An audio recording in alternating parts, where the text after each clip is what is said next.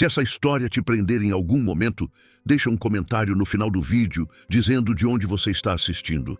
Parece simples, mas isso ajuda esse tipo de conteúdo a continuar existindo.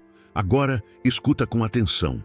Naquela madrugada, se tudo tivesse seguido como planejado, milhares de homens teriam morrido em poucas horas. Não por erro, não por acaso, mas por ordem. Canhões já estavam posicionados, artilharia calibrada, relógios sincronizados. Era o tipo de massacre que a Primeira Guerra Mundial executava com precisão fria. Mas um único homem decidiu que aquilo não aconteceria. O campo estava silencioso demais. Não o silêncio da paz, mas aquele silêncio pesado que antecede a destruição. O ar parecia parado, como se o próprio mundo estivesse prendendo a respiração. Soldados aguardavam nas trincheiras, mãos trêmulas, olhos fixos no nada. Do outro lado, o inimigo fazia o mesmo. Ambos sabiam o que viria quando o apito soasse. Ninguém queria estar ali, mas ninguém podia sair. Esse homem não era um general famoso, não era político, não teria seu nome gravado em monumentos. Era apenas alguém que estava no lugar certo, na hora errada, com consciência demais para obedecer. Ele havia passado semanas analisando relatórios, mapas, rotas e informações de reconhecimento. E quanto mais lia, mais algo parecia errado. Não errado militarmente, errado humanamente. O plano era simples, um ataque frontal massivo ao amanhecer. Artilharia pesada abriria caminho. Depois, ondas de infantaria avançariam. Os relatórios diziam que o inimigo estava enfraquecido, mas algo não batia. As comunicações interceptadas eram vagas demais. As posições inimigas pareciam quietas demais. Nenhum sinal de retirada, nenhuma resposta ao bombardeio preliminar. Era o tipo de calma que não indicava fraqueza, indicava armadilha. Ele tentou alertar seus superiores. Levou dados, levou argumentos, levou riscos claros. Disse que o ataque daquele jeito seria um desastre. A resposta veio rápida e curta. A ordem já foi dada. Na Primeira Guerra, ordens não eram discutidas, eram executadas. Questioná-las era visto como fraqueza, ou pior, sabotagem. Mas ele não conseguiu ignorar o que sabia, porque se estivesse certo, aquele ataque não seria apenas uma derrota. Seria um abate em massa. Milhares avançariam contra metralhadoras bem posicionadas. Cairiam antes mesmo de entender o que estava acontecendo. E ele teria assistido a tudo, sabendo que poderia ter evitado. A noite avançava. O relógio corria. Cada minuto aproximava o massacre. Ele caminhou pelas trincheiras, observando os rostos dos soldados. Alguns escreviam cartas, outros olhavam fotos amassadas. Alguns apenas encaravam o vazio. Nenhum deles sabia que em poucas horas provavelmente morreria. Nenhum deles havia sido consultado. Foi ali que ele tomou a decisão mais perigosa da própria vida.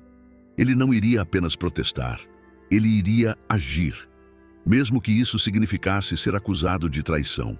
Usando uma brecha na cadeia de comando, ele atrasou uma transmissão crucial. Emitiu ordens contraditórias, cuidadosamente calculadas para ganhar tempo sem levantar suspeitas imediatas. Ao mesmo tempo, enviou mensageiros para confirmar o que seus instintos gritavam. O retorno foi devastador.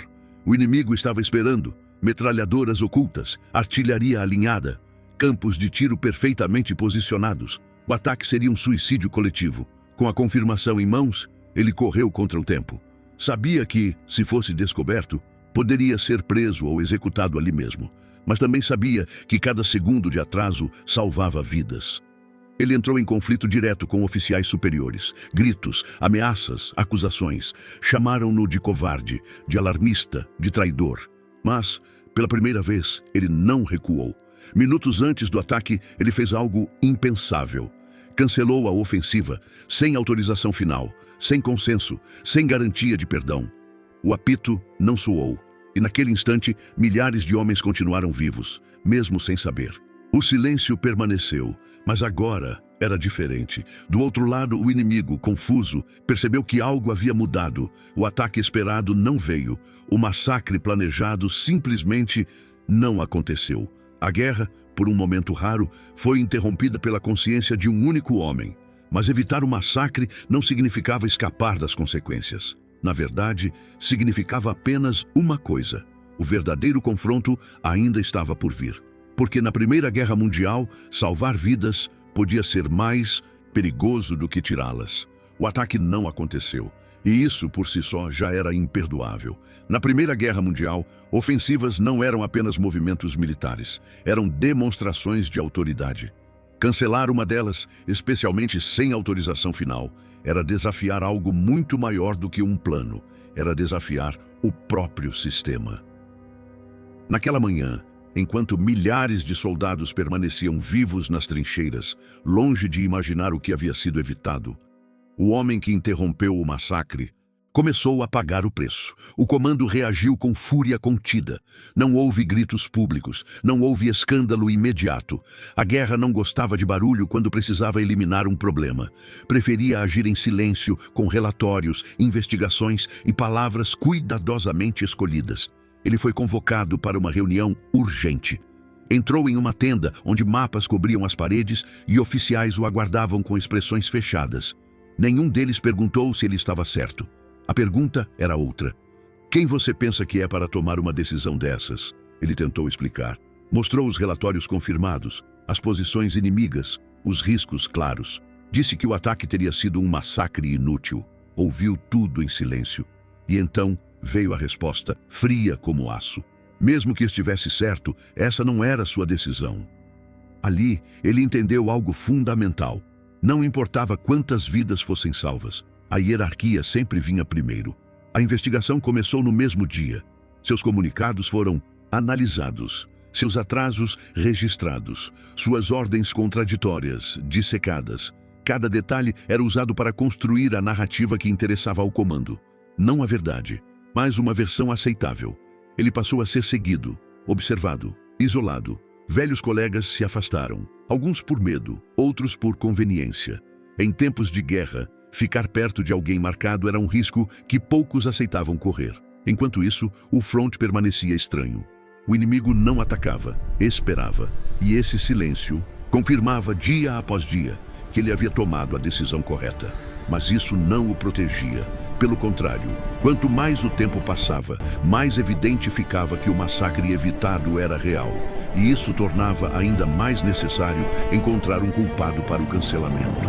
E esse culpado já tinha nome. Dias depois, uma nova ordem chegou. Uma ofensiva revisada, menor, mais controlada. Ele foi excluído do planejamento. Quando leu os detalhes, percebeu imediatamente. O erro permanecia. As rotas ainda eram mortais. As metralhadoras inimigas continuavam bem posicionadas. O massacre havia sido reduzido, mas não eliminado. Ele tentou alertar novamente. Foi ignorado. Na manhã do ataque, ele observou das trincheiras secundárias. O apito soou e homens avançaram. Dessa vez, não foram milhares, foram centenas, mas isso não tornou a cena menos brutal. Metralhadoras abriram fogo, corpos caíram, gritos ecoaram. O chão voltou a ser tomado por sangue. Ele sentiu o estômago revirar. Não era apenas a morte. Era a sensação de que aquilo poderia ter sido totalmente evitado. Após a ofensiva fracassar, o comando precisava justificar as perdas e encontrou a oportunidade perfeita. Relatórios começaram a circular, dizendo que o atraso inicial havia permitido ao inimigo se reorganizar, que a hesitação havia custado vidas, que decisões indecisas haviam comprometido o sucesso. O nome dele aparecia nas entrelinhas, nunca diretamente, mas sempre ali. A acusação formal veio pouco depois. Insubordinação, interferência indevida na cadeia de comando, comprometimento da operação militar. Ele foi afastado de qualquer função estratégica. Na prática, isso significava uma coisa: ele não teria mais voz. Mas o pior ainda estava por vir. Em conversas sussurradas, começou a circular a ideia de que ele não era apenas um problema. Era um exemplo perigoso. Alguém que mostrava que ordens podiam ser questionadas. E isso, em uma guerra baseada em obediência cega, era inaceitável. Certa noite, um soldado se aproximou dele discretamente. "Eles sabem que você estava certo", disse em voz baixa, "mas isso não importa." A frase ficou ecoando, porque naquele momento ele entendeu a verdade mais dura de todas. Evitar o massacre não o tornara um herói, tornara-o descartável. Pouco depois, recebeu uma nova designação: linha de frente avançada. Um setor exposto, mal defendido, conhecido pelas altas baixas. Não era oficialmente uma punição, mas ele sabia exatamente o que era. Era a maneira mais simples de resolver o problema sem criar mártires. Enquanto se preparava para partir, ele caminhou novamente entre os soldados, os mesmos homens que dias antes teriam sido enviados para morrer em massa. Agora, vivos, rindo, reclamando, escrevendo cartas. Nenhum deles sabia o que havia sido evitado, e talvez nunca soubessem. Mas ao olhar aqueles rostos, ele sentiu algo que nenhuma punição poderia tirar. A certeza de que, apesar de tudo, ele havia feito a coisa certa. Porque, às vezes, salvar milhares significa não sobreviver para contar a história. A nova designação não vinha com explicações, apenas coordenadas, horário e uma frase curta. Setor avançado, máxima urgência. Ele leu e releu o papel. Não havia dúvida. Aquele trecho da linha de frente era conhecido entre os soldados como um lugar onde ninguém permanecia por muito tempo. Bombardeios constantes, avanços mal planejados, pouco apoio, um destino silencioso. Quando chegou, a paisagem parecia já derrotada. Trincheiras, rasas, sacos de areia rasgados, ar pesado de pólvora e decomposição. Soldados cansados demais até para reclamar. Alguns nem perguntaram quem ele era. Apenas olharam e voltaram a encarar o chão. Ali, ele não tinha autoridade, não tinha voz, não tinha proteção. Era apenas mais um corpo à espera do próximo ataque. Nos primeiros dias, percebeu que o setor estava abandonado à própria sorte.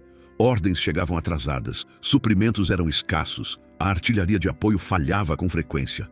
Era como se aquela posição existisse apenas para absorver perdas. E ele entendeu. Não queriam que ele voltasse. Mesmo assim, ele continuou observando. Analisava o terreno, o padrão dos ataques inimigos, o comportamento das tropas ao redor. A guerra havia lhe ensinado a reconhecer sinais antes da destruição. E os sinais estavam todos ali. Um ataque massivo se aproximava. Ele tentou alertar, falou com oficiais locais, apontou falhas nas defesas, indicou rotas vulneráveis, sugeriu recuos estratégicos. Foi ignorado. Alguns o ouviram por respeito humano, mas ninguém tinha poder para agir. O sistema não precisava mais silenciá-lo, bastava deixá-lo ali. Na madrugada do ataque, o céu se iluminou. Artilharia pesada, explosões sucessivas. O chão tremia como se estivesse vivo. Homens gritavam ordens que se perdiam no caos. Ele ajudava como podia. Carregava feridos, arrastava corpos, tentava manter algum tipo de organização em meio ao colapso. Mas era inútil. O inimigo avançava em força total. Em determinado momento, percebeu algo que fez seu sangue gelar. Uma retirada desordenada estava prestes a acontecer. Se aquilo ocorresse daquele jeito, seria outro massacre. Homens correndo sem cobertura, alvos fáceis, mortos aos montes. Era exatamente o tipo de cena que ele havia evitado semanas antes. E agora estava prestes a acontecer de novo. Ele não tinha autoridade para dar ordens, mas tinha algo mais raro naquele lugar: clareza. Ele subiu em uma posição exposta, sob fogo inimigo, e começou a gritar instruções. Indicou rotas mais seguras, mandou homens se espalharem, criou, no improviso, uma linha de defesa mínima. Alguns obedeceram por instinto, outros porque não tinham mais ninguém para ouvir. A retirada aconteceu. Caótica, sim, mas não fatal.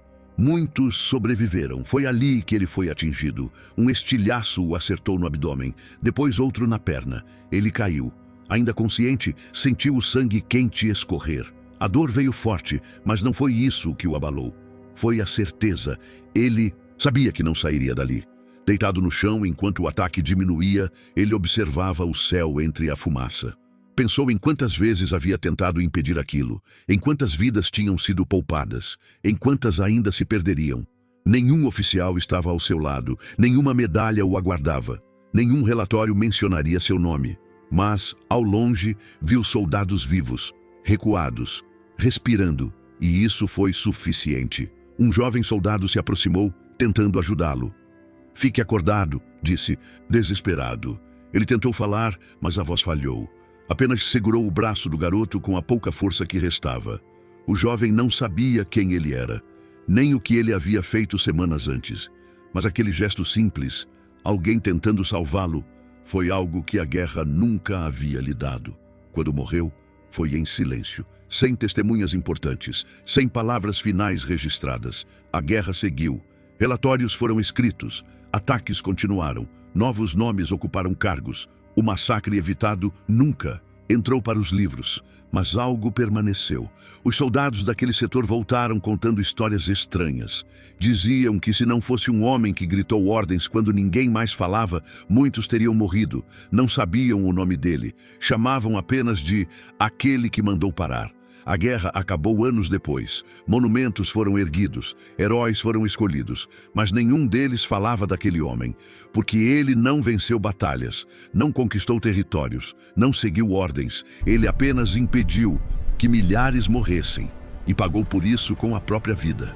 E talvez essa seja a verdade mais dura de todas. Na Primeira Guerra Mundial, nem todo herói volta para casa, e alguns nem sequer são lembrados. Mas cada vida salva carrega, invisível, a marca de quem teve coragem de dizer: parem.